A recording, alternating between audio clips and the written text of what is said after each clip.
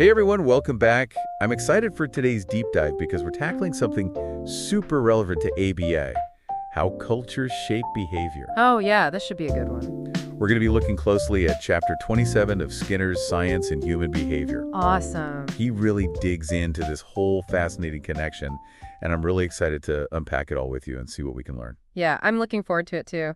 This chapter is just full of insights that can help us understand our clients so much better. Right. And then use that to create better interventions. Absolutely. So Skinner kicks things off by talking about manners and customs. And, it might sound a bit old-fashioned at first. Yeah. But what's he actually getting at with those terms? You're right. Those terms might sound a bit outdated, but they get at something really important. Okay. Like every culture has these unwritten rules about how you're supposed to act in different situations. Right. So think about it. How you greet people, what you eat, how you express emotions. Yeah. All these things, they can change so much depending on where you're from and the community you belong to. That makes sense. It's like we all have these, unspoken scripts Yeah. that we're just following without even realizing it. Exactly. And it's just like in ABA, like when we identify those specific target behaviors that we're trying to change, cultures kind of do the same thing. Okay. They're setting these norms for how people should behave. Gotcha. And then they use things like reinforcement and consequences, just like we do in ABA, to shape how people act. So it's like our cultural background is kind of giving us this blueprint for what's considered appropriate. Yeah. And then if we deviate from that, there might be consequences. You got it. Skinner gives this really interesting example, rowing a boat. Okay. He points out that how people row, it isn't just about their physical ability to do it. Yeah. It's also super influenced by the type of boat they're using, the water conditions, Okay. and especially the techniques that have been passed down and reinforced within their community. That's a great point. It reminds me of how we talk about the function of behavior in ABA. Yeah. We need to understand the context, the antecedents, the consequences, to really figure out why someone's doing something. Exactly. And that context often includes cultural factors we might not even be aware of. Imagine trying to row a traditional Venetian gondola like you would a kayak. Oh, yeah. I mean, you're going to get some strange looks, and you're probably going to end up in the water. Yeah. That's a hilarious image. But it really drives home how even simple actions can be so influenced by this whole complex web of cultural factors. Absolutely. And I'm guessing this applies to a lot of behaviors we target in ABA. Yeah. Communication skills, social interactions, even things like personal hygiene. Absolutely. It's all connected. And here's where it gets even more fascinating. Okay. Skinner talks about how powerful the social environment is in shaping all these behaviors. He talks about the community almost acting as this reinforcing environment itself. Okay. So it uses things with approval, disapproval, and other consequences to encourage people to stick to these cultural norms. So it's not just about correct consequences then, but it's also about this subtle cues. Yeah. And the expectations we pick up from the people around us. Right. It's almost like this invisible pressure to fit in, to behave in a way that's accepted by our social group. Precisely. And Skinner has a term for this. He calls it induction. Okay. Basically, when we see someone getting punished or criticized for, not conforming to a cultural norm, we start to associate that behavior with negative consequences. Interesting. Even if we haven't directly experienced those consequences ourselves. That's so interesting. It's like learning by watching what happens to others. We see someone getting made fun of for what they're wearing. Yeah. And then suddenly we become super self-conscious about our own clothes, even if no one's ever said anything to us. Right. It's a powerful mechanism, and it really highlights why understanding a client cultural background is so important in ABA. We need to be thinking about those specific norms and expectations that might be shaping their behavior, right? Right. As well as any consequences they might have witnessed or experienced for going against those norms. Okay.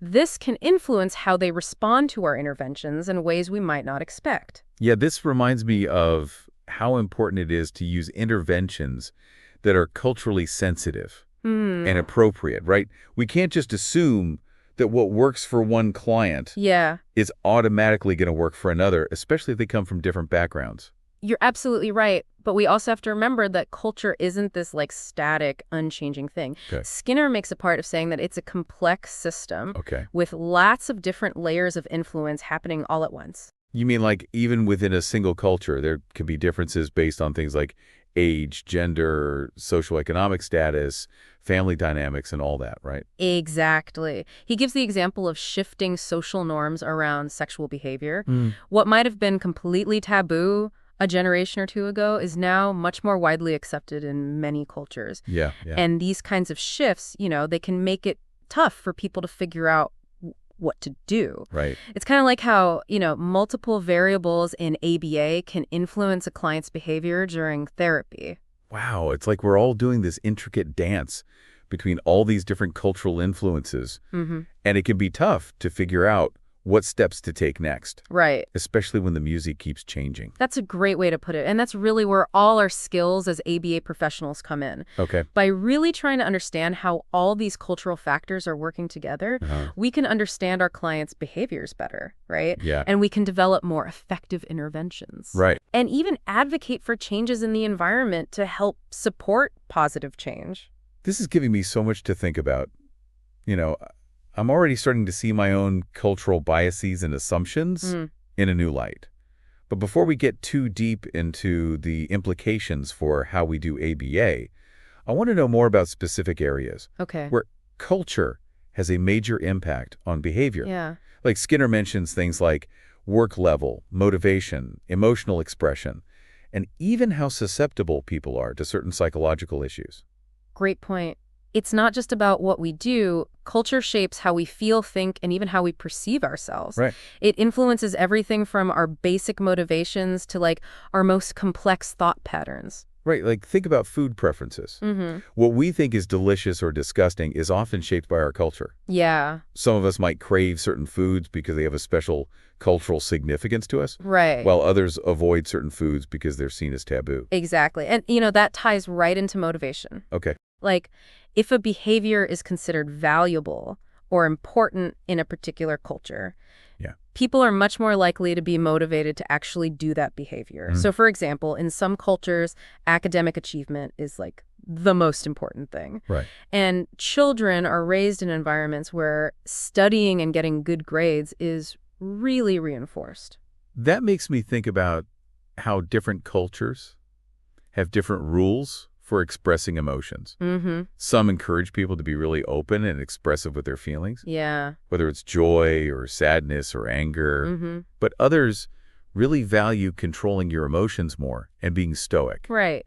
And that can have a huge impact on how people learn to regulate their emotions and deal with stress. Absolutely. And don't forget about the different skills people develop. Yeah? Some cultures emphasize certain skills more than others.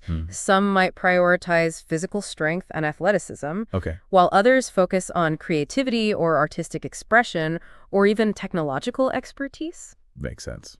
This all shapes the opportunities people have to learn and develop these skills. And that, of course, influences their behavior in all kinds of ways. It's like each culture provides a different set of tools for navigating the world. Mm-hmm. Some cultures might give you a hammer and nails. Right. Others give you a paintbrush and canvas. Yeah. But those tools will totally shape how you approach different tasks and challenges. I love that analogy. And what's really interesting is that these cultural influences, they're not just superficial. They go much deeper. They shape how we understand ourselves, our self-control, our self-knowledge, and even our susceptibility to certain mental health challenges. Wow, that's a powerful thought. So how can we, as ABA professionals, use this knowledge to help our clients better? How do we make this awareness of cultural influence part of how we work? That's the million-dollar question. Yeah. Okay, so think of cultural character as a set of shared behavioral patterns that come from cultural practices that a lot of people do. It's like a cultural fingerprint. Okay. Something that makes one group different from another. So like some cultures might be known for being more quiet and reserved, Yeah. or others are more expressive and outgoing. Some are more individualistic, while others are more focused on the group. Exactly. But here's where it gets a little tricky and where we need to be super careful as ABA professionals. Okay. While thinking about cultural character can be helpful for seeing big general trends, it's really important that we don't oversimplify things. So we can't just assume that everyone from a specific culture will perfectly fit into some kind of behavioral box, right? Exactly. Cultures are always changing, and they're full of all these different people, and individuals within a culture can be so different from each other. Makes sense. Skinner actually warns about this kind of stereotyping in the chapter we're looking at. Hmm. He gives the example of trying to say that national character traits, like certain personality types, Yeah. are caused by specific ways of raising children, like swaddling babies, Hmm. but there's not enough evidence to back that up. So even if we see certain behaviors that seem common in a cultural group, we can't just jump to conclusions about what's causing it or think everyone from that group will act the same way. Exactly. It's kind of like saying everyone who wears glasses is intelligent. Yeah. I mean, maybe there's some connection there, but it's not a cause and effect thing, and there are tons of exceptions. That's a great example. So how do we find the right balance? Right. We want to recognize cultural influences while still respecting that people are different. Yeah. How can we use what we know about cultural character in our ABA work, but not fall into those stereotype traps? That's the big question, isn't it? It is. It takes us being culturally aware, really good observers, and ready to question our own assumptions. All right, let's break that down. What do you mean by cultural awareness? Cultural awareness means being knowledgeable about different cultures' perspectives and values and practices. Hmm. It's like realizing that our own culture shapes how we see the world. Yeah. And that other cultures might see things and interact with the world in totally different ways. So it's about really doing our homework, Mm-hmm. learning about the cultures of our clients, Yeah, and being open to seeing things from their point of view. exactly. But it's not just about asking questions. It's also about sharing information about ourselves and our approach to therapy, too. So explaining ABA principles in a way that makes sense for their culture and is easy to understand. You got it. We want our clients and their families to feel comfortable and like they know what's going on. And we also want to be aware of things like language barriers or just cultural differences in how people communicate. That makes me think about how important it is to have people from different backgrounds working in the ABA field. Yeah, absolutely. When we have practitioners who come from all kinds of cultures, we're better able to understand and work with diverse clients. Absolutely. Diversity is so important for providing care that's really culturally competent. It means there's a wider range of perspectives, experiences, and insights, and that helps both clients and practitioners. This is so valuable. But I'm also wondering about some of the challenges we might face as ABA professionals Yeah. when we try to sort through all these cultural complexities. That's a really good point. Yeah, and now we get to the tougher questions, the real challenges ABA professionals run into when working with clients from different backgrounds. I'm ready. What are some of the big ethical things that pop up when we're trying to be both ABA-focused and culturally sensitive? That is the core of it, yeah. Making sure our interventions really respect the client's own cultural values and beliefs. So we need to be careful not to push our own cultural ideas onto our clients. Exactly. We have to be super mindful that there's a power difference there, and we have to avoid anything that could feel like we're forcing them or not respecting them. That makes a lot of sense. But what happens if their cultural values actually go against ABA principles? Like, what if how a family disciplines their child would be considered aversive in ABA, but it's a big part of their traditions? What do we do then? Those are tough spots, no doubt. There isn't one easy answer. It takes open communication, working together with the family, and really understanding both ABA principles and the client's cultural situation. It's like trying to balance two things at once. So we start by talking to the family, explaining why we're concerned, and trying to find some middle ground. Exactly. It's about finding ways to adjust our interventions so they work and make sense culturally. Maybe we can help the family find other ways to discipline that fit their values but still encourage positive changes in behavior. It sounds tricky, being firm in our ethical practice but flexible in how we approach things.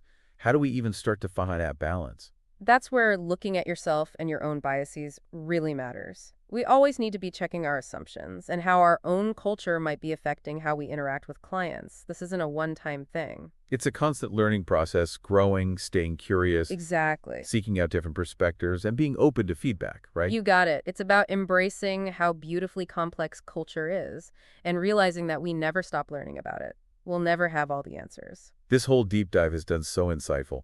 We've explored how deeply culture influences behavior, unpacked the idea of cultural character, and tackled some of the ethical challenges that come up for ABA professionals. Yeah, and the main thing to remember is that cultural awareness isn't something extra we add to ABA. It's part of how we provide effective, ethical, and caring services. It's not just a separate checklist. It's realizing that each client brings their own unique cultural experience to therapy, and we have to honor that while sticking to our principles. Absolutely. And remember, this journey of learning and growing doesn't end here. It's about always checking ourselves, learning about different cultures, and working together with our clients and families. That's a great reminder. So to everyone listening, keep asking questions, stay curious, and appreciate all the richness that cultural diversity brings to our work as ABA professionals. And until next time, keep diving deep.